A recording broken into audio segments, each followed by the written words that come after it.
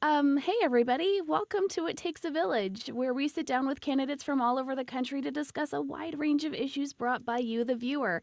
I am your charming and furious host, Political Jess, and I'm not going anywhere.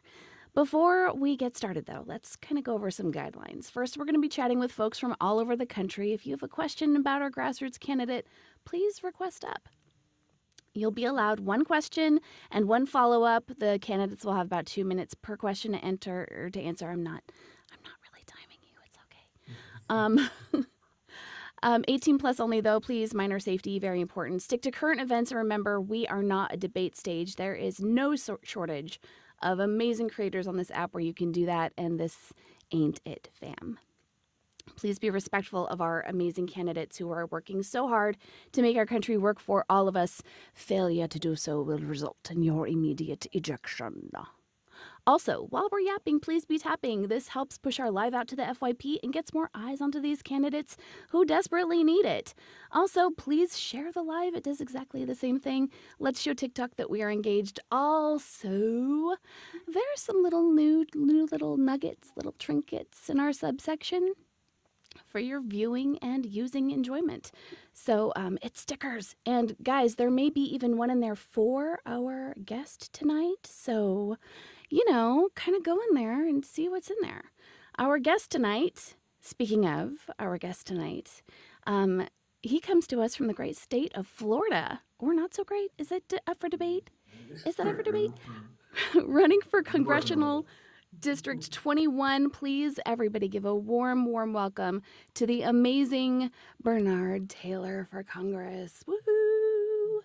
Hey, thank you, guys. Thank you for having me. Of Very much course, appreciate it.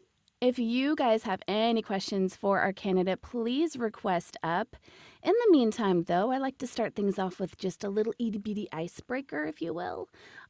Before we get started, before we take questions from the village people, working title only, I always like to ask people what inspired you to run for office? What was the camel, so to speak, that broke your back? Whew. Oh man, I would say the one thing that was just like, you know what, enough is enough. Probably,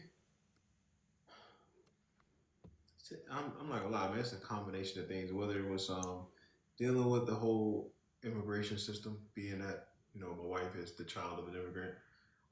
Whether it's the cost of living here in Florida, whether it's the attacks on Medicaid and Social Security and food stamps and all the different things that have transpired over Florida and all the legislation and laws that have happened over the years that are now being taken nationally. What you guys don't understand is that everything that you guys are experiencing for the first time all over the country, we've been going through this stuff here in Florida for years. And I think the prospect of just seeing this state, the policies being exploded on a national scale, it was just like, you know what, enough is enough. Mm-hmm. I'm going to make you bigger so people can see you. How about Oh, that? oh, look at that. I know. Now people know they can really read your shirt instead of having to squint with their old lady eyes like me. So can you give the people just a little bit of a background of who you are, where you're running, and all of the Bernardness? Can you give us the Bernardness? Absolutely. So, if you guys aren't aware, my name is Bernard Taylor. I am running for Congress here in Florida Congressional District 21.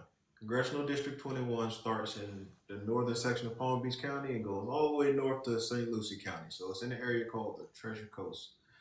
If you guys want to have any more information or see what my campaign is about, feel free. Once the interview is over, don't leave. Feel free to go to bernardtaylorforcongress.org and you can see everything that I'm trying to do, all my policies, any questions that you guys have or could possibly be answered on the website. And make sure you follow me everywhere. Whatever app you love, I'm on it. I promise. Awesome. Awesome. All right. Well, while we're waiting for our first guest to come up with the question, let me ask you. There are so many important issues that are hitting us in the face like a fire hose, if you will. And I use that term with you in jest because you're a fireman, and I think that's great. So there's so many issues that are hitting us all the time.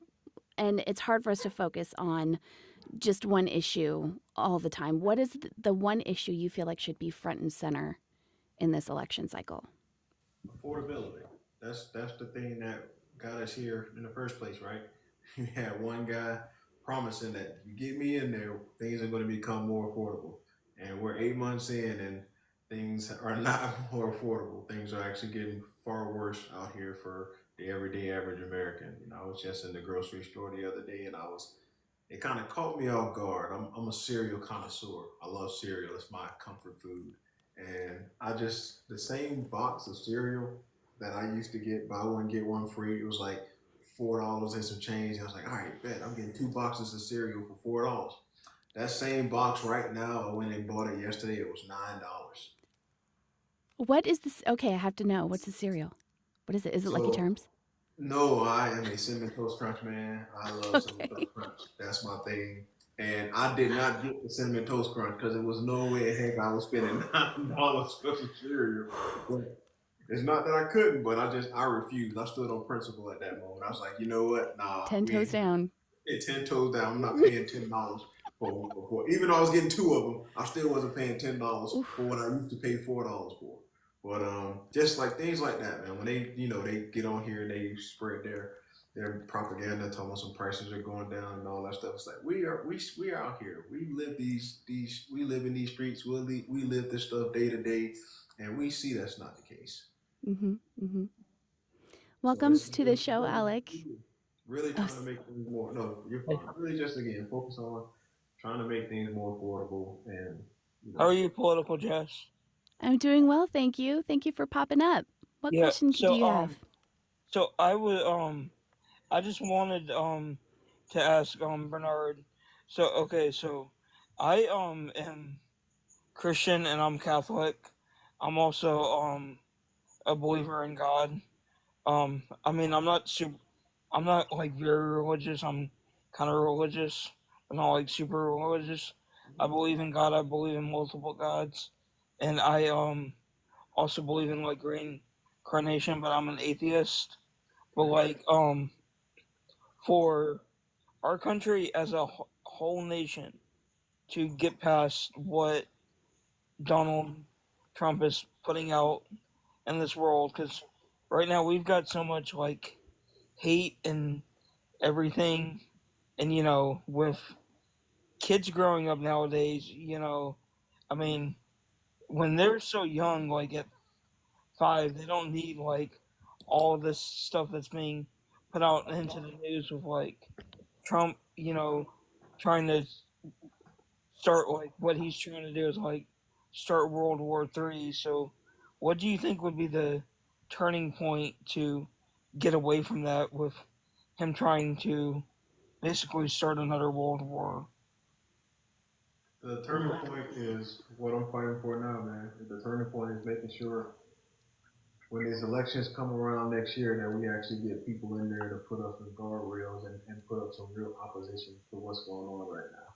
Unfortunately for us, the administration has control of the White House. They have control of the legislative branch, and they have control of the Supreme Court.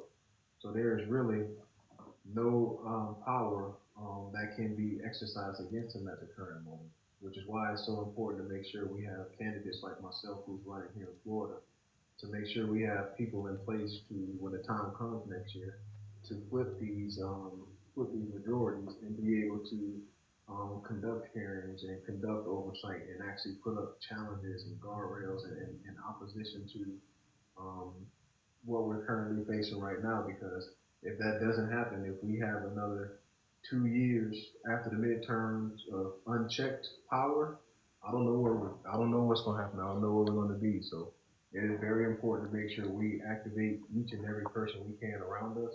Make sure everybody around us is informed and eligible to vote and registered to vote.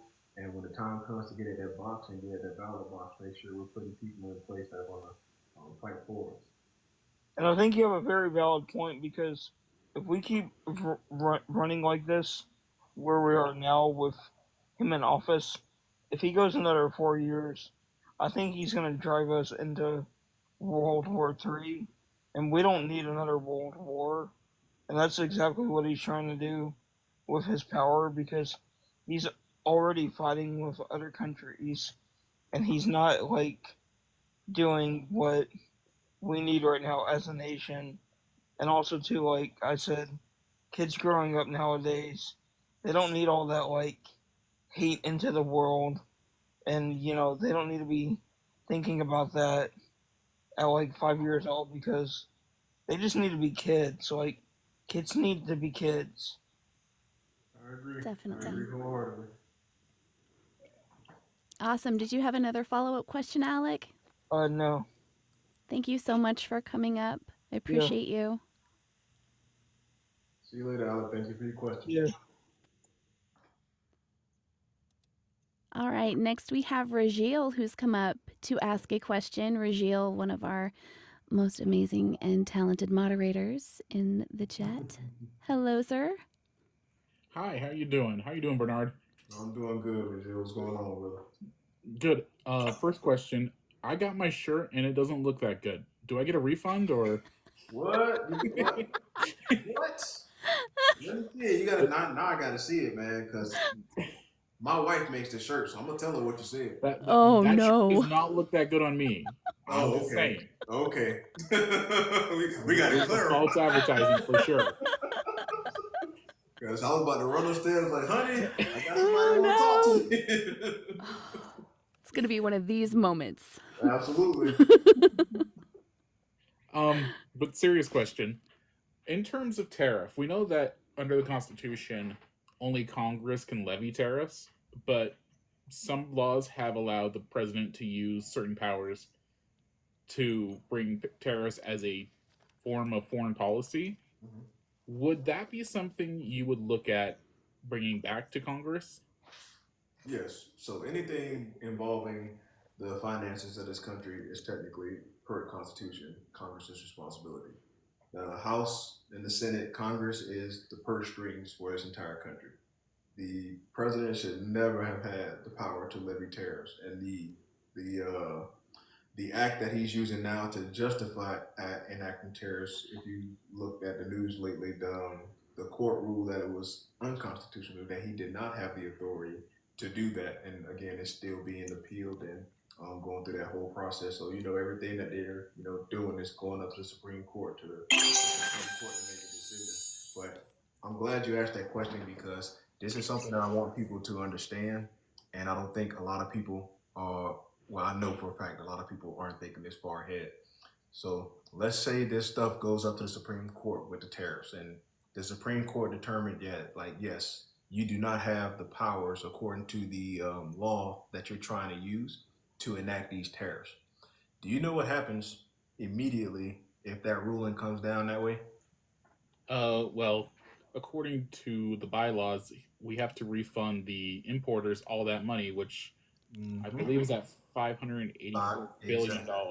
And if you don't know how much money is currently in our treasury right now, it's only like on hand. We have cash on hand just north of $800 billion.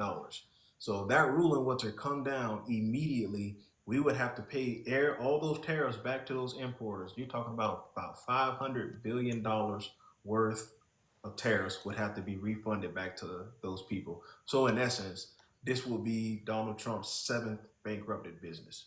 He will literally no. So for you all that don't understand that don't, you're not as politically inclined as some folk. Yes, if that ruling comes down and it's been determined that he cannot have enacted these tariffs, that it was illegal for him to do so, our country will be bankrupt. I love that when Bernard says that he leans in, he's leaning in, he's talking to us. You guys see that, right? I need everybody to understand, like, we literally put someone in charge that bankrupted casinos, and when that ruling comes down, if it comes down that way, which that is probably one of those where you might want the Supreme Court just to let him continue to have that until we can get some legislation back, because again, we ain't, you talking about over 60% of the cash on hand of the country going back to these people, because that money that's coming in for the tariffs, we're not storing that anywhere. They're using that as offsets for these spending bills, for the legislation that they're passing. It's not like that money's coming in and it's going into, the coffers or whatever. No, that money's coming in to supplement the money that's going out. So when you have to refund all that money, that comes out of your personal account, which our personal account as a country is just north of $800 billion. So I know you guys, everybody got their own bank accounts. You kind of know how this stuff works. If you got some money in the bank and all of a sudden somebody say, "Hey, I need 70% of your money," they took it from you, you will not be happy. So, And Do you just a have quick a? follow up to that one. Yeah, go ahead. We see that treasury bonds are already pretty high in yield. A lot of countries have dropped treasury bonds, but the only thing that's kind of making them enticing to investors is the fact that tariffs were bringing revenue, securing up those bonds. If that gets overturned, how do we bring in more revenue? well, the first thing we need to realize is that if that gets overturned and that scenario happens, like we said, and we start and all those all that money has to go back, you know who's calling next? All those people that own those treasury bonds, everybody that owns our debt. It's like, hey, since y'all about to go bankrupt, we calling y'all to the carpet. We need our money too. So, again, really don't want that scenario to happen, to be quite honest with you, because again, it would literally bankrupt this country.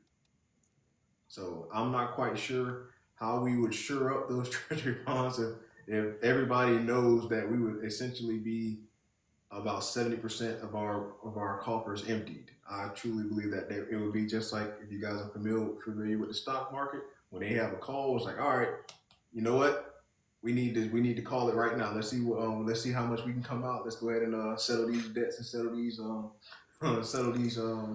these stocks and come up with the money. So it's a scenario that I hope we avoid. Yikes. I thank you, Bernard. Yeah, I'm sorry. I don't like the doom and gloom, but we gotta live in reality. And you guys gotta know the truth. It's How when you am I put supposed? somebody in there, that bankrupts businesses, don't be surprised if they bankrupt the country. How am I supposed to follow that? Hey, Chris, welcome up. Do you have a question for Bernard today? I do, and I want to preface this with the fact that I am not a resident of the state of Florida, so I'm not your Fair. constituent. But I do believe that you represent all of America when you're in the Congress, even though you may be elected for one district. Um, who are remind me here? Who are you running against? So the incumbent in my district is Brian Mass. Okay, and forgive me, I don't know much about his views. I'm assuming that he is Republican and you're running on the Democratic ticket. Correct. Tell me, what do you disagree with his and I'm a Democrat, by the way. What do you disagree with about his handling of, you know, we'll go straight to the e-files, and how would you approach that differently? Well, first and foremost, he was not one of the signatures on the discharge petition, so we know that he is actively participating in not making sure those files are released by not signing that petition. Obviously, if it were me in his place, I would have signed the discharge petition, and we would be moving on to having a full floor vote on the House. But my opponent, he had a town hall for the first time here. I want to say in about 8 or 9 years. And at that town hall, he was pretty specific. Like, he 100% agrees with the president, and he backs the president with everything that he does. And for those of us around here, we kind of know the background. He's not from this area. He's originally from Michigan. They kind of migrated him down to Florida to run for this seat. And over the past 8 to 10 years, it's not really been a legit challenge to his reign here, so to speak. So it is my job as someone who did grow up here in this district and who is from Florida, born and raised here. This is my home. These are my people, and being out here on the ground, talking with people, and getting their feedback and seeing the excitement of having someone who is quote unquote their own, is homegrown, having someone who's actually homegrown to represent the needs and wants of everyone here in Florida 21 is an exciting time, and I'm getting people to rally behind me and we're doing it, man. So my only thing is, again, you're talking about someone who really, he's the chairman of the House Foreign Affairs Committee, by the way. He's a disabled veteran, and he's kind of been riding that for the past 10 years. And it's enough is enough. It's time for change here. Right on. Okay. I like that. And then also, it's not a follow up. I mean, I guess it kind of is. And it's a matter that matters to me because it's my career as well as to millions of Americans that utilize the service. The federal Lifeline program is steadily being ripped away from millions of households. They're making the qualifications harder. They're making the enrollment harder. Have you done any research into that, and what would you do differently or push to be done differently in your role? So please enlighten me on the federal Lifeline program. Okay, so the federal Lifeline program is a program that's been around since I believe since Reagan. I believe it was a Reagan era program, and it's a federal subsidy that provides it was originally telecom service. Now it's more into digital service, like internet and things of that nature.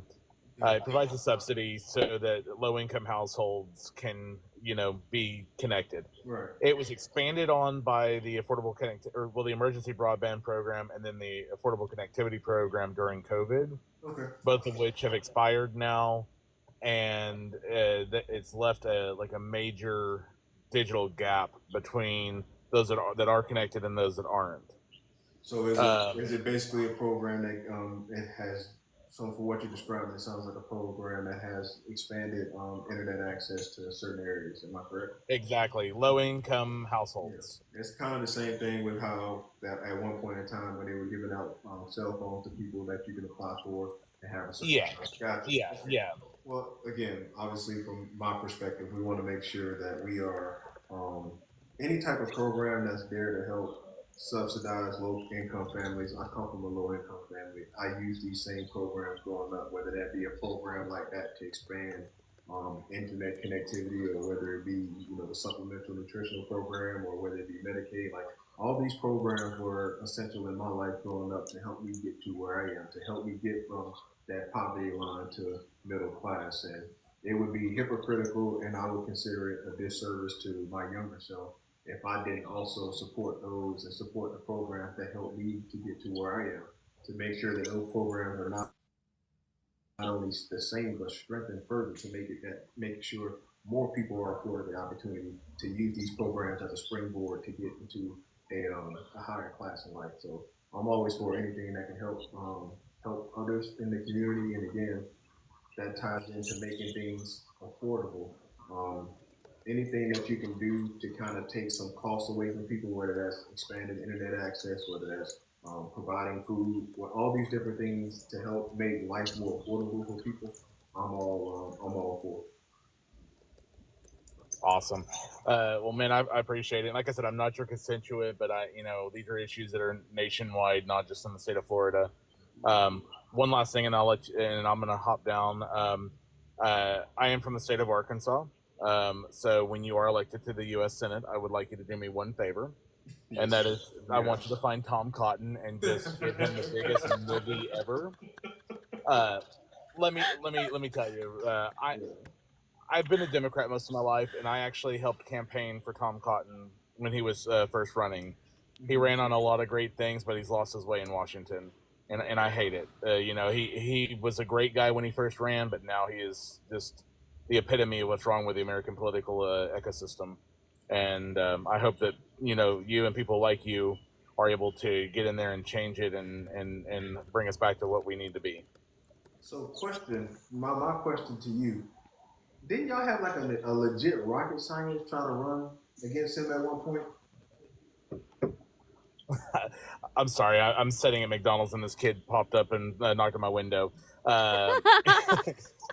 You said No, I think like at one point a rocket scientist. I'm not familiar. I'm not familiar with that.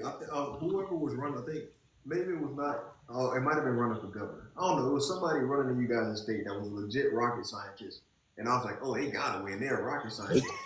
And it didn't happen. So I was like, oh, wow. Yeah, it's Arkansas. It's Arkansas. You never know.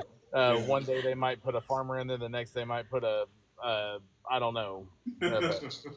Well, But I'm definitely appreciate your support, man, and I need you to also talk to them farmers out there, man. Hopefully they seeing the light because I saw the news report with them in their prayer circle, and I don't judge anybody. I'm a man of faith myself, but we all know that prayer circle is not what's gonna help. We all know the cause of what's going on, exactly. and I'm hoping that they waking up to it.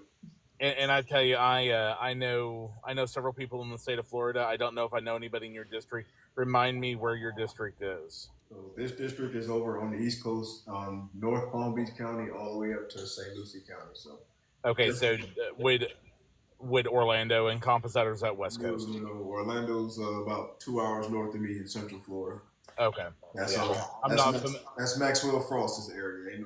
I'm not familiar with Florida at all. So, but if I know anybody in your district, I will definitely put your name out there for them.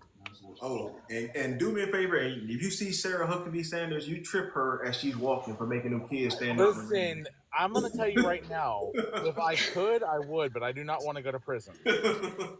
And she is all about putting people in prison. Oh my gosh, that is crazy, man. Appreciate you, Chris. All right, bye. She's not winning any popularity contests, I'll tell you that much. Thank you so much, Chris, for popping up. Can somebody, how do I drop? I got you. Don't worry about it. I got Thank you. Thank you. Hey, Missy, thank you so much for coming up. Hello. How's everyone?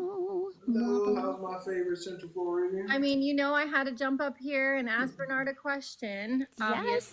Even though I obviously pick his brain all the time, and I just am absolutely just love so much that I wish you were representing my area, but even though you're not, I'm still Team Bernard no matter what.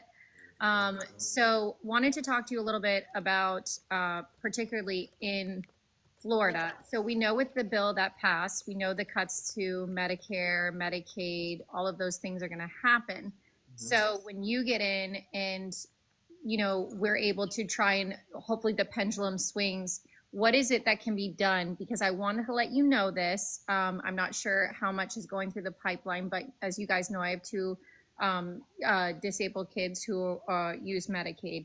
And we have, for the past, I would say, month, our center has been telling us that they've been receiving these very odd, we need a little bit more information on my daughter. She's 5 with autism. We need this, we need that. Now, if with Medicaid, you obviously go through a whole process at the beginning of it, and then every year you have to redo it. You renew it, that's how it goes. And right now there seems to be, obviously, as things are going through, pushback. What we're finding out is not only my daughter, but most of the kids at the center, and my daughter is full functioning autism.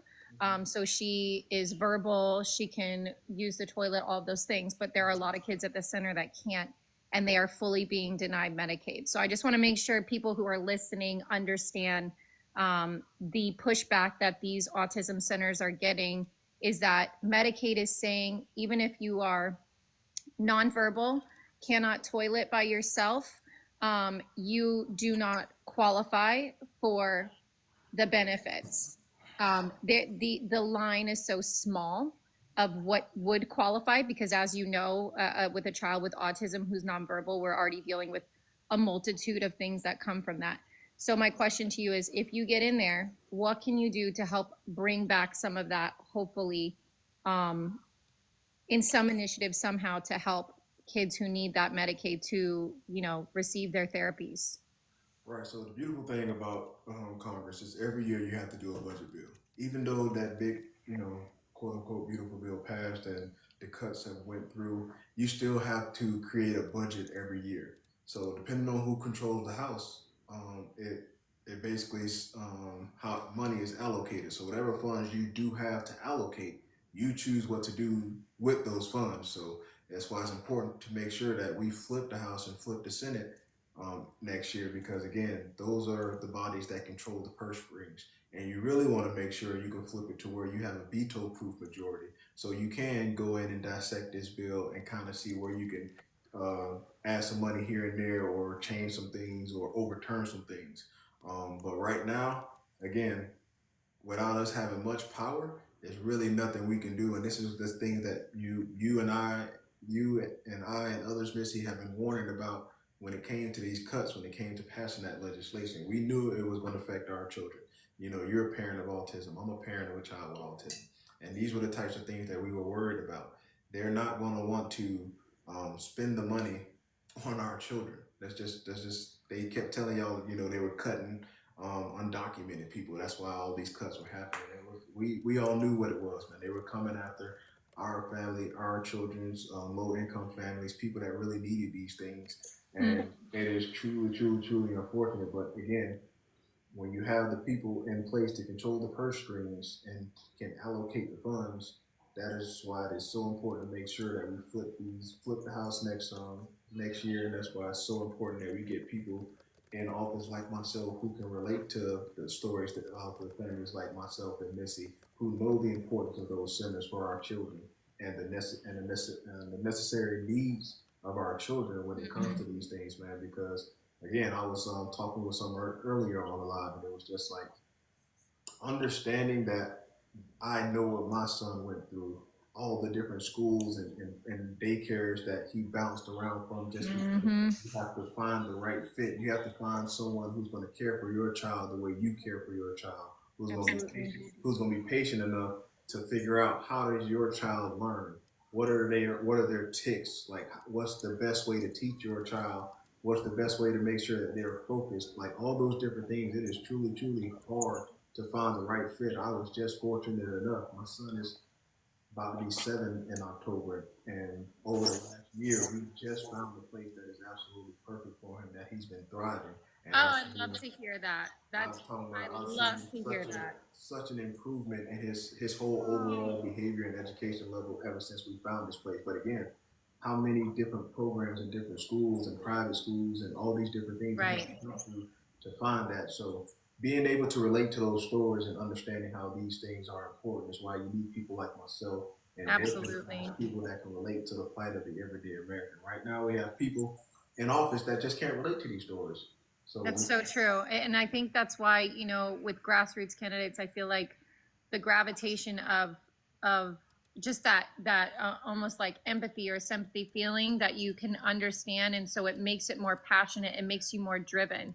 You know, I feel that a little bit with Maxwell Frost when he speaks about his constituents and when he talks, you know, he really is like, hey, like, you know, I was working and I you know, doing all the things that everybody else has been through. I'm not been just given all this stuff, you know, working to get to that point.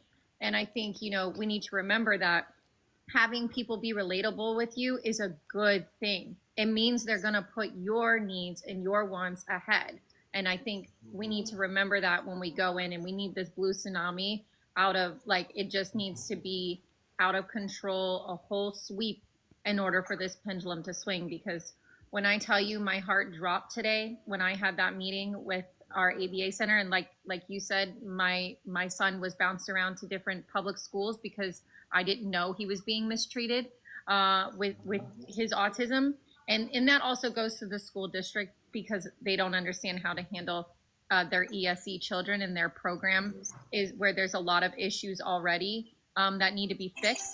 But if there isn't funding for like ABA centers where my child goes, and you know, they're amazing. They're helping my kids. My son wasn't doing any work.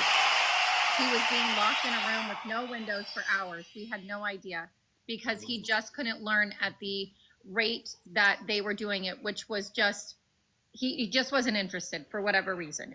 He had other medical things going on, but anyways, he just wasn't thriving. And now both my son and daughter are thriving at the ABA center. They're learning at a level I can't believe.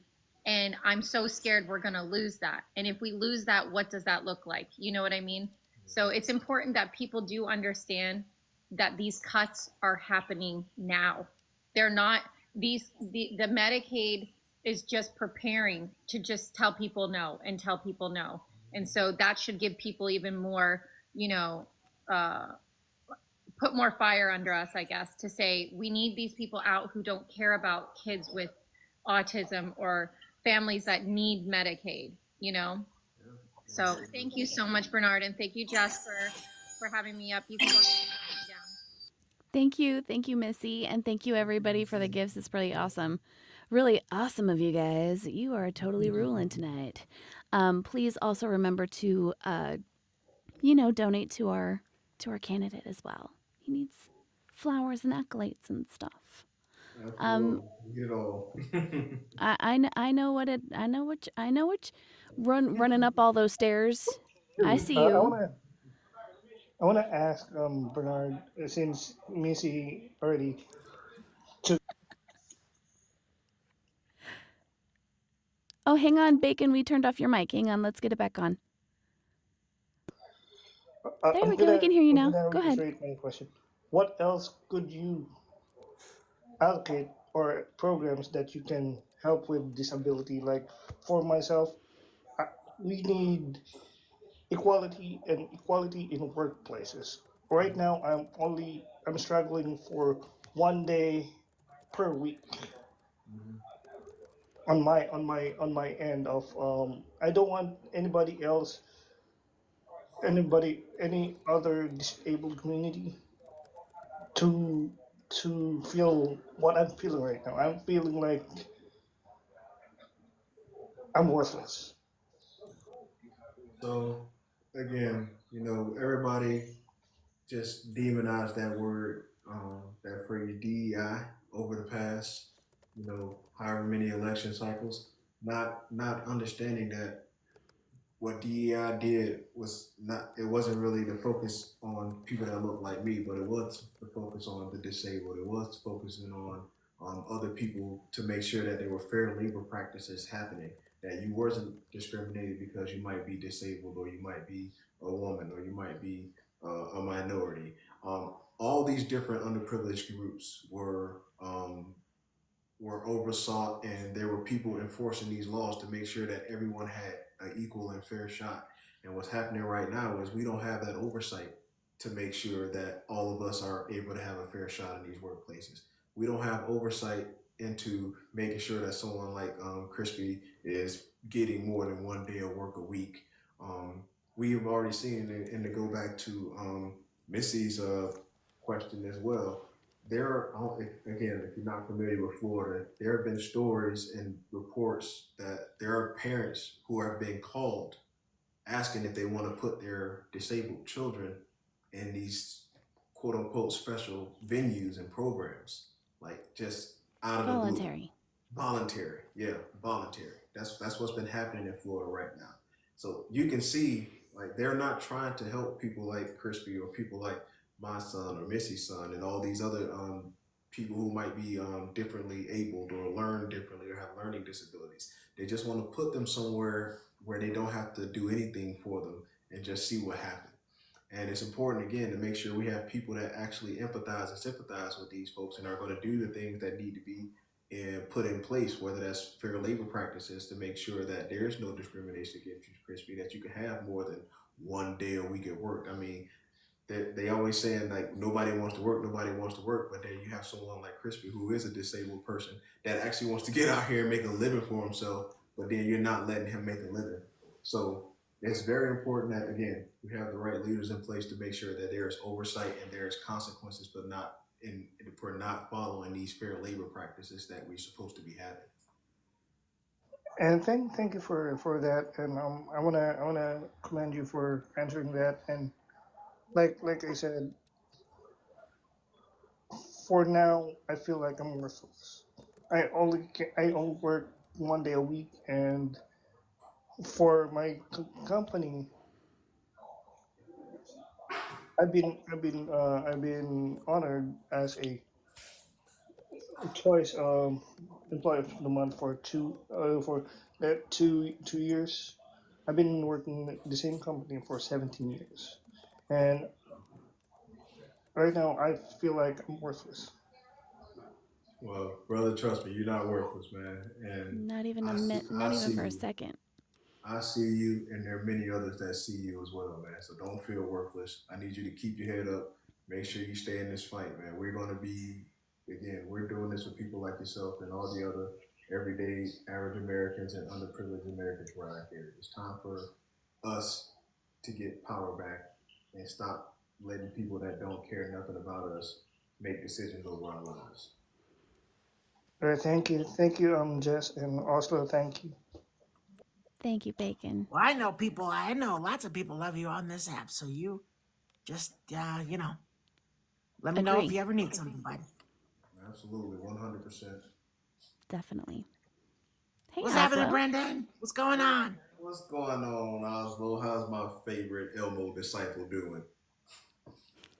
Pretty good, pretty good. You know that my legal team requires me to say that I have no connection whatsoever to Elmo or Sesame Street or the Muppets or any of their affiliated characters.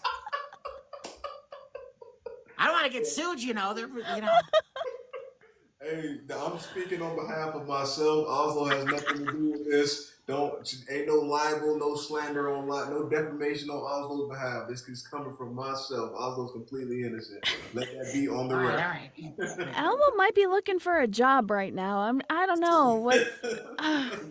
Yeah, they did kind of take Elmo money away, but I heard Netflix giving out money, so you may see. Yeah, they're defunding PBS. They're making us monsters sling for galaxies on TikTok. I'm crying right now. Hey, I respect you for keeping your hustle on though, Elmo. I respect. Gotta do it. Gotta get the grind. Oh my God, I love you, man. I love you so much. Appreciate you for always coming up and showing support and showing love. It's very much appreciated. I saw you sent me a video in messages. Can you email that to me? If that's the one you want me to use, can you email that to me? Absolutely. Send me your email address. I'll send it over to you. All right. Yeah, I worked very hard for that video. I wanted that to be right. I wanted you to do that one. I worked very hard. It took me all day for those 30 seconds. It's a good looking video. Like it's well produced and stuff. Oh yeah, absolutely. Thank you for that. And somebody actually, again, this is what I mean when you're talking about grassroots candidates. For something like that, usually you're talking about maybe $10,000 or $12,000. Someone who loves my message and supports me and wanted to do something for my campaign. They couldn't give me money, but they could do that. That was their gift. So they was able to donate that commercial and that time to my campaign. So when we saying that there's always things you can do, even if you're not able to do anything monetarily, whatever your talent is, whatever you're good at, whatever you're special at, you can donate to the campaign. If you're good with data research, I'm always looking for, different data and analysis and for different things that I needed for different videos. If that's your calling, if that's your gift, you can donate that skill to the campaign. There's different ways to help grassroots candidates that doesn't always include money. Because some of the things that we spend money on, maybe that's your gift. I have a website. Maybe you're a good website designer. That usually costs money. That's fundraised to pay somebody to design your website and keep that up and running. Well, if that's your gift and you support what I'm doing, you can donate your website design skills to my campaign. So anytime you're thinking about working with somebody, even if you're out of state or you're not in that person's district, think about the skills that you have. Think about what you can offer to a campaign. That is considered a campaign donation. I'm telling you, all that stuff is much appreciated because remember, now I don't have to spend $12,000 for an official campaign commercial. I don't have to worry about raising that money. Or if you're a website designer, now I don't have to worry about paying somebody to design the website. So the money that I don't raise because I'm not, taking super PACs and foreign lobby money, I don't need the money that most people would need because they are paying people to do that. And I'm getting that just off the strength of who I am. So very much appreciate that. Awesome. And that's my wisdom that I'm always sharing people is we're hanging out on these TikTok spaces and we're doing TikTok debates, right? And so many people are debating with MAGA or, Republican conservatives and they're talking and they have a good solid understanding of facts and statistics and things like that. And I tell you, if you just took a little bit of that time, and instead of being on TikTok talking to MAGA, you went and volunteered for Brendan's phone banking, calling undecided voters. I'll tell you what, going from debating MAGA on TikTok to talking on the phone to undecided voters is like swimming with weights on and then taking those weights off and swimming with flippers. Absolutely. Because when you finally talk to somebody who's undecided and willing to listen, and you've been talking to MAGA who is decided and unwilling to listen, I'll tell you what, it is like a breeze and you'll have a good time doing it. I phone banked, or well, my human phone banked for Kamala Harris for months before the election, and it was like, wow, compared to TikTok, this is a breeze. So that's one of the things I tell people is, hey, look, we're on TikTok. Take 1 hour of that TikTok time and do some phone banking for candidates like Brendan who could really use the volunteer time. Absolutely. And again, if you're going to phone bank for me also, I need you to FaceTime because they got to see you. They got to see what you got going on. So you got to be FaceTiming on Let's your do it. It's very smooth today. He's looking mighty smooth absolutely. today. You're looking real Also, dapper. Thank you're you very looking real much. I good. shampooed this morning. see Garnier it. Fructis. Dapper. I'm looking for a It's like sponsorship. it's glistening. The red is like real glistening today. I like it. Love. You need to get like one of those little desk fans so that you could get the wind, you know, go in. Have yourself a little Beyonce moment. I'm loving it. Let's do Guys, it. you're making me blush. You're making me a little heated with all this. It was it's funny that you bring that up when you talk about, you know, these people sit on these apps and they, you know, they're debating MAGA, and I hear people, you know, a question I get is all the time, it's like, Bernard, you know, why don't you engage? Why don't you do that type of stuff? Why don't you engage in the entertainment? And truth be told, like, I don't got time for the entertainment. Like, respect to, not even respect, but I see, you know, I know what this is. You know, people got to make money the way they make money, and rage and entertainment sells. So I don't discourage and I don't disparage anybody who does get on here and goes back and forth with, like you said, people whose mind just aren't going to change. You know, I get it. It's a way to generate revenue, and by all means, you know, everybody got to get out here and live. But my thing is, you know, especially after the events of this week, it's time to close those. It's time to close those platforms. You know, we got to stop platforming the rage bait and the unnecessary rhetoric and the back and forth, because again, they're not productive. You would be more productive, like I was also saying, phone banking for someone, being on here, you know, going back and forth with someone who you know is not going to change their mind, for clicks and likes and shares and things of that nature.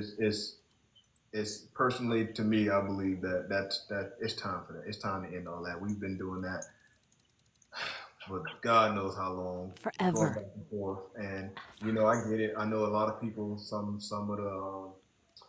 of the justification is, you know, well, it's not more so for them. It's more so for the people in the audience to learn and all that stuff. But look here, man. These people in the audience know, like, if they want to have genuine conversations, they can stick around and they will listen to have a genuine conversation. You don't have to get on here and platform these disruptors and these people that just want to be argumentative. You don't have to platform them to make sure you're reaching an audience to give them the right information. The people who want the information, they will stick around and listen. The people who don't, you wasn't gonna get them anyway. So if we're gonna stop the rhetoric and stop the things that are happening, we got to start deplatforming all of this rage bait, all this different rhetoric. Don't give it no oxygen, you know, because the more oxygen you give it, you know, I'm a firefighter. Fires thrive on three things: temperature, and oxygen, and fuel. You know, the things around it that can burn. So you take away one of those three from the fire triangle, you don't have no fire.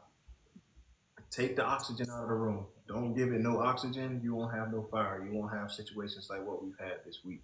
So that is my challenge to you all. Again, if you're scrolling and you see those different types of platforms, just scroll past it. Don't jump into it. Don't see what they're talking about. Just scroll past it, man. The beautiful thing about something, if people realize that you can't make no money from it, they stop it. So that's my little PSA, my soapbox talk for the day. And the other thing, too, that I want to add on to that is that you got to protect your peace, right? Going into those lives, you may feel like you're doing something. You may feel like you could get through. You may feel like you can change your mind, change your heart, give them a point of view that they've never heard before. But in the end, you always leave feeling like crap. So protect your peace, and just it's toxic is what it is. So, just protect your peace, especially right now. We're in a crazy time. Protect your peace, and like Bernard said, keep on scrolling. So, Absolutely. Find somebody, find a video of Oslo doing her puppet thing. You'll feel much better. definitely. Well, that's kind of why I go into those spaces sometimes, because I tend to lighten things up a little bit sometimes. So Okay, we all appreciate it 100%. I was telling them about you this morning. I was on the Lenny Soul Morning Show. It's a pretty popular live one here, and I was telling them, yeah, you guys got to have my friend Oslo up here one of these days. She'll get the crowd going for real, 100%. I'm supposed to be going back on there on Monday. They're usually live between 9 a.m. to 12 Eastern. So Oslo, if you ain't doing anything, kind of pop through, see if I'm up there, and I'll get them to have you come up, man. Because again, they usually have about 1,000 to 2,000 people in there, and it's just a good time. And I got to answer a lot of questions this morning and touch a lot of people, and I was able to raise some money as well. So That's just, wonderful. good. and just that invitation goes to you as well. Anytime I'm in those lives, if you see I'm in those spaces with audience that big, please come say hello, and I can try to get you guys up so your platforms can expand as well. You guys So that we can glaze him and Absolutely. I'm all for that. You guys Does he help me need our out help though? I tremendously. don't- Yeah, you guys help me out tremendously, and I want to make sure I'm helping you out as well. Thank you, sir. Well, everybody, it's like, time almost. It's time for, us to switch things up a little bit. I'm scrolling on my screen as I'm talking. This is called stretching in the showbiz world, stretching. well, I've We've prepared gotten a little bit of wisdom. I don't know. Normally, you have me come in at around 4:20, but do you want me to wait a little minute? we're gonna have an amazing content creator, Oslo, come up. Somebody But say so it's we can sling for we're gonna be galaxies together slinging all galaxies all night long here. I'm gonna bring up a different content creator tonight. This is part of. She feels like she's been doing this forever and ever and ever. She comes up to talk about the importance of getting involved. And Chelsea in Texas is going to give us a little bit of insight on what that looks like. So to give it away to you, Chelsea, don't leave yet, Bernard. I still need you. So for now, here's Chelsea. Hi, y'all.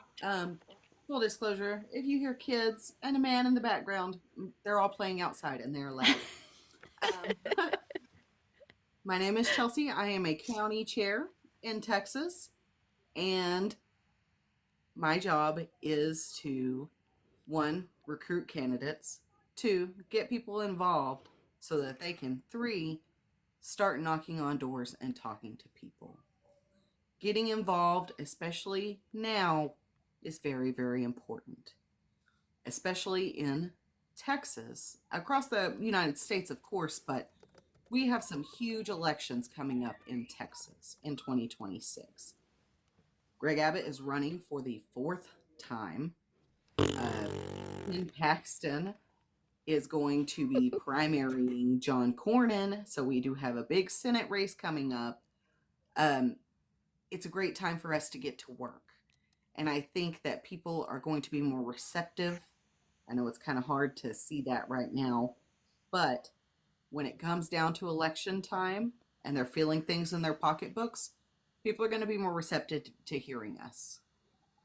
What we really need is people. We need them badly. My county party that I work with, the average age is 75. I work with a lot of elderly people.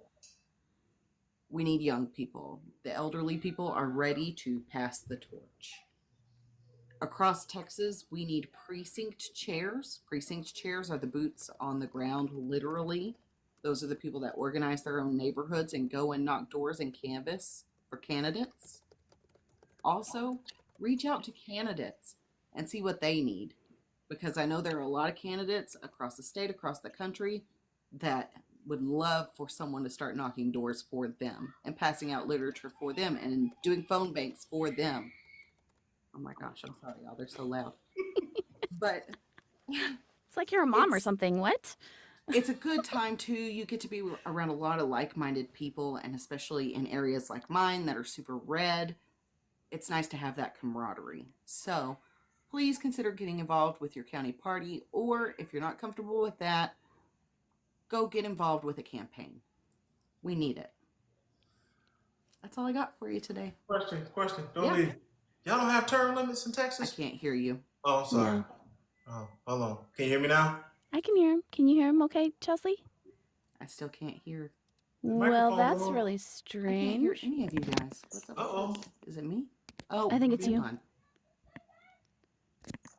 Maybe the earbuds picked up or something. Hold on. Like you know, when you Can you open hear your me phone and then now? the earbud picks on in a room 5 miles away. Hello. We don't. We. So sorry, y'all. No worries. It's okay. Can you hear us okay now? Yes, it was an external problem. The kids were trying to connect Hey, to. that Bluetooth, man. I am so sorry. You Question. had a question. Yes, y'all don't. First question. You don't have term limits for your governor? No, we don't. Nope. Wow, that's something. Which is fun. something that someone should run on. We need Right. term limits for the governor. It would be that's one fabulous. thing Florida did right, I guess. We ain't got to have to worry about Ron DeSantis coming back no time soon. Well, the thing is, though, here in Florida, I think they have to take a break after 2 years. So technically, in 6 years, he could run again. It's just every 2 years they have to take a break. They can't run back to back. So, second question. Good. Okay, so second question. Being that you guys are in Texas, I'm wondering this because again, I'm a Floridian and I'm on the outside looking in. I'm not one of those people that assume I know what's going on in the state like some people do me. You I have feel attacked. you been in these lives with me and people trying to tell me what's happening in Florida, and I've been in here for 36 years and people are trying to tell me about Florida. So that happens a lot in Texas. yeah, Mhm. James Talrico or Colin Allred? Okay, here's the thing. I cannot answer that. She's a county chair. As a county chair, She's a county I'm chair. not- I would love to tell. Do not get me wrong. I would love to tell you. Mhm. I do not want to keep my mouth shut, but I'm not allowed to. I'm not allowed to endorse anyone or favor anyone before the primary. I'm not asking you for an endorsement. I'm saying, how do you feel about these people in the race? Do you feel like you have great candidates in the race? I feel like we have great candidates in the race. And I think either one of them is going to do way better than Ken Paxton or John Cornyn. And I will take either one. I will take a potted plant. I will take a succulent over either one of those guys. A road cone. Like On the anything. plus, yeah. On the plus side, we're not going to have Ken Paxton as the Attorney General anymore, no matter what. That's great. Because he is running for Senate, he can no longer be the run for Attorney General. But Mhm.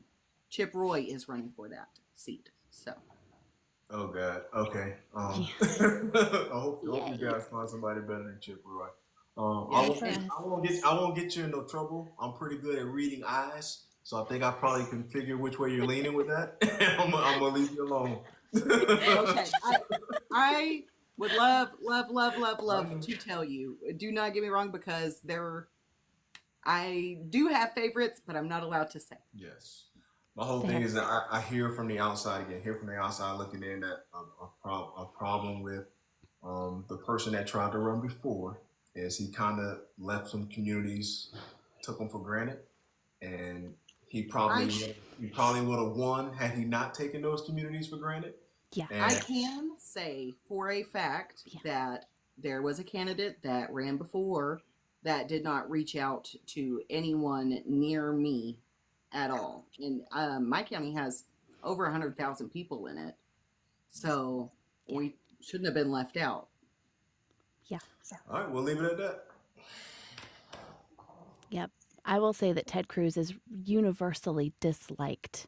That's why And I'm trying how to in the figure out world he how got in the elected heck- again yeah, how in the heck- is just absolutely mind-boggling.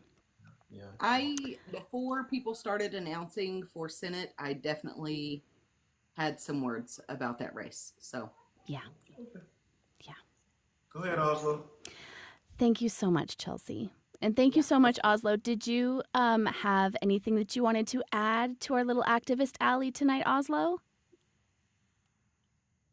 You're muted, sweetie. Hang on just a second. I'm going to I expand had to make sure that you. wasn't my kids trying to connect to the Bluetooth again. Got it. We still can't hear you, Oslo. No, your No, mouth's still can't moving, but there's no sound coming out. Gotcha. Ah! I knew it. I can't. I'm like, he's I messing can't with mess us. with you. I'm messing with you. Oh, But Lord. it's not necessarily activist alley more. It's like little wisdom from a puppet I love the wisdom from a puppet. window. Yes. Wisdom window inside activism alley. I love it. Oh, love that. So Yes. I like the term grassroots because grassroots come down into the soil and they mix together, and that's how they keep they like the roots from one grass plant mixes and tangles up with the roots from another grass plant, and they create this root system that is all connected together, and that's where the term comes from. I like that a lot. But I also while we're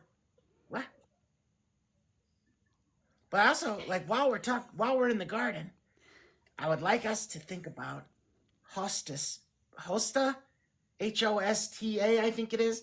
Hostas. Hosta plants. Hostas, yeah. Hostas plants, yeah. They're kind of like a little waxy, really easy to grow. They have a very fibrous root system.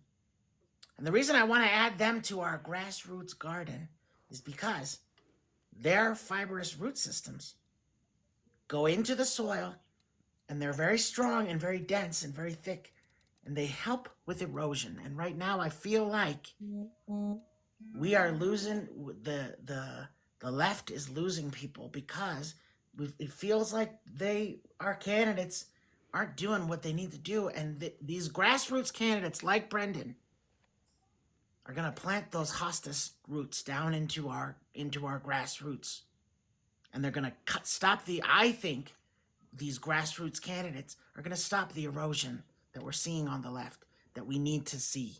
We need to try a new approach, and that's why I love people like Brendan. Okay, Love it. so that's my little wisdom is what we're talking grassroots. Add some fibrous hostas plants in there too. I'm all for it. Absolutely. And Plus, they come in blue. Ooh. hey, Perfect. can't go wrong with that. Hey. Can't go wrong with that. Absolutely. Blue Again, tsunami. you guys understand us candidates that are Oh running. my God! Did I say Brandon? I'm such a doofus. I meant Bernard. I'm sorry. I thought you were joking this whole time. Yeah, I know what you meant. It's all good. I still love You have to understand, my human is like way back here, Yep. and then he's looking at. He doesn't have his glasses on. It's totally fine. Oh Lord. Oh yeah, it says. Oh yeah, that's right, Bernard. Okay. I can't, man. I can't. Oh I my can't. goodness. But again, to Oslo's point, man, we have so many different people around the country who are running grassroots campaign, and it is important to get visibility. That we're not going to get visibility from the regular machines at hand right now. They're no matter what you believe in, no matter which party, which side, there's a power structure. And with these power structures, they are very much opposed to letting people come in willy-nilly. Like you just can't walk in and say, hey, I'm here, love me. That's not how this works. If you're going to do this at a grassroots level, you have to build those strong foundations and strong roots, and then be willing to kick the door in and say, hey, I'm here. This is what I bring with me, and bring all the supporters you have with me. You bring the community and the constituents with me and say, hey, the people want me. I don't care what you want. So if you can either get behind me as a party, or I'm going to run through you and run over you. And a perfect example is what you're seeing in New York City. That guy didn't have permission to run in that mayoral race. He started last year at 1%, and now he's more than likely going to be the mayor next year. And that took Thank goodness. putting those roots in the ground, getting to support, building those connector roots, and connecting with all those people and growing all together to be able to say, hey, we are here, We don't care what you guys want. It's time to upset the power structure, and we're kicking the door down. So wherever you are, whoever you are, if you're watching and you're considering running, or you are running, you are a grassroots candidate, please do not get discouraged. I know I'm right where you have been, guys. I've been in these Democratic club meetings. I've heard the whispers from people, what they say behind your back. I've seen people, not myself, but other people that get into the primaries, and they get really, really evil emails from people within the party itself saying, you don't need to run. Like, stop running. Like, we have someone that wants to run, and we quote unquote live in a democratic society. But again, I'm not talking about even my opponent on the other side in the general. I'm talking about just in a primary to win in your own party. There are power structures in the party that don't want to see you succeed. Established versus grassroots.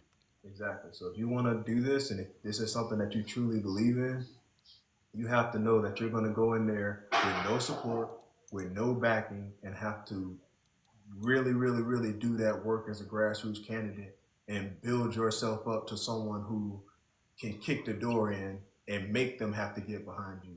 You see, even right now, the speaker and the Senate minority leader, they're still haven't endorsed that man, but they're going to have no choice, because if they let him get elected without endorsing him, there's no way that that's going to fly next year in the midterms for them to continue to be leaders. Because if you look at the quote unquote tweets from the House minority leader, it's supposed to be vote blue no matter who. So you can't have a phrase like that, and then when it comes time to, hey, this is our candidate, and you don't get behind him, you don't have any teeth when it comes to like, hey, you guys should follow me now. It's like, no, you let us down. We had someone that we wanted, and you didn't stand against him, but you didn't help him either. So again, it is important to make sure that you build these platforms, you build these followings, you get this support to where it is so overwhelming that they have no choice but to accept you. And that is the only way you're going to win in a grassroots campaign. I cannot tell you how many people call me and are talking with me and sending messages about how I can't believe the party said this to me, or this is what I'm hearing behind my back, and I want to drop out because this is too much, and all this stuff. And I'm talking about from their own side. We're not even getting to the opposition side yet. So if you're getting that kind of vitriol from your own side, imagine what it's going to be if you were to win the primary, and now it's time to get the other side coming at you. So this is truly a grind. You have to have thick skin, you have to be tough, and you have to be ready for everything that's about to be thrown at you. And I know a lot of us get angry and we want to do something. It's like, I'm going to run. Again, you're not willing to make that sacrifice and willing to put up with what you're going to have to put up with and do the hot, blood, sweaty, all that work. Do not do it. Find another way to get involved. You can do things like what Chelsea's doing. You can be a community activist. You can go be a precinct leader. You can go be a poll watcher. You can be a community organizer. Like, these are different things to get involved with. You don't necessarily have to run for office, because again, this is not for the faint of heart. And I want to add on to what you're saying too. Yeah, it's not for everybody, but I will say, if you are getting that pushback within the party, that means you're doing something right. Just in my opinion. Absolutely, 100%. If you're getting the pushback from like the establishment or whatever, to me that means you are doing something right. And as a candidate, if you want to become a candidate, talk to everyone. Do not be scared to talk to everyone. I just want to have a personal little anecdote about this, and then I'm done. I have to go. But we were having a city council election in my city, and I'm an early voter. First day of early voting, I'm there. But it was the day before actual election day, and the man running for city council came and knocked on my door because he wanted my vote. Should he have done it before? Yes, because you don't know who early votes and who doesn't.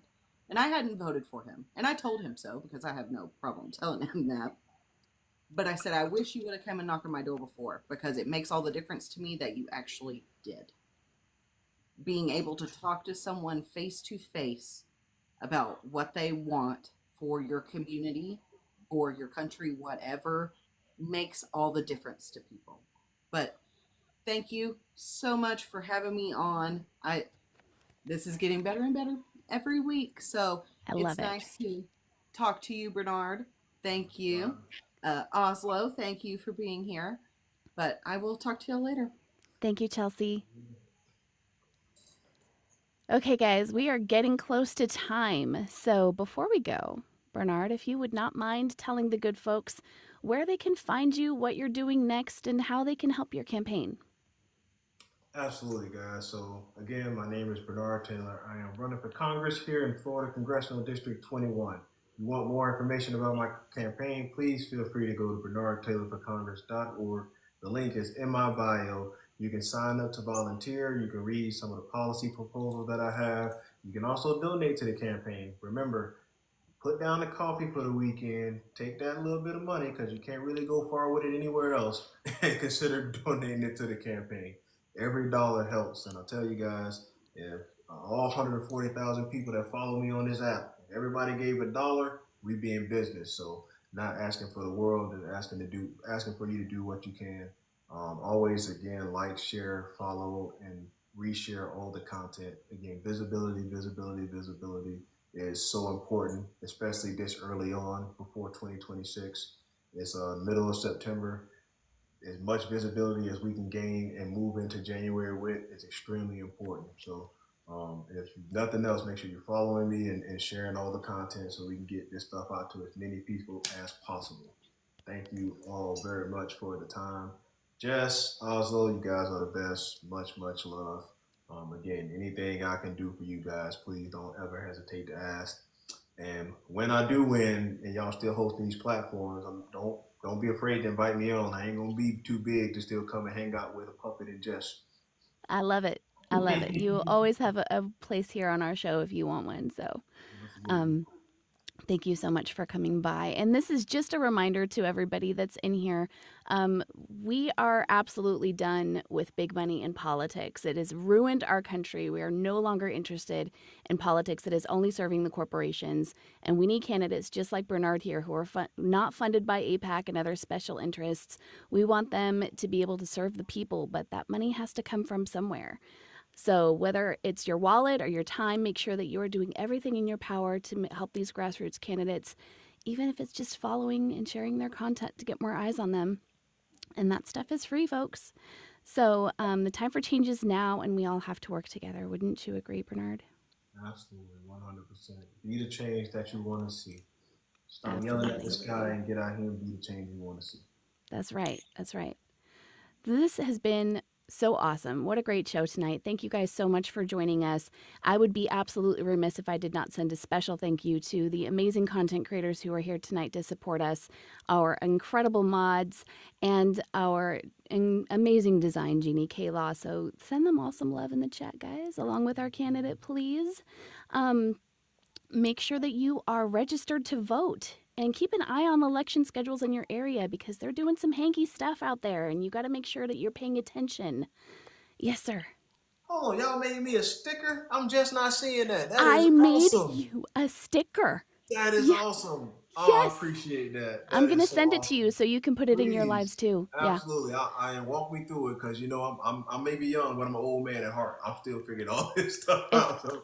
If I can figure it out, Sonny, I'm sure we can do it together. Oh my gosh. I love it. I love it. That is awesome. Thank you guys. Of course. So just make sure that you guys are registered to vote. You could go check it out by going to vote.gov. Okay? This was incredibly inspiring. I know we have a lot of folks who are scared right now, but I want to remind everyone that the fear is the point. Fear leads to panic. Panic leads to inaction. But hope and community are the antidote for all of it. So tune in on Monday when we have an amazing candidate who is running for the Senate in New Hampshire. And, make sure that you send Bernard a follow. Okay, guys? Bye. All right. Here's my 10 walls. Awesome. Thank you guys so much. And just a reminder, just another quick reminder before we say goodnight. Make sure to follow us on Substack, Spotify, Apple Podcasts, and the Tube of You. And follow the peoplesickday.com to throw a wrench in this bish.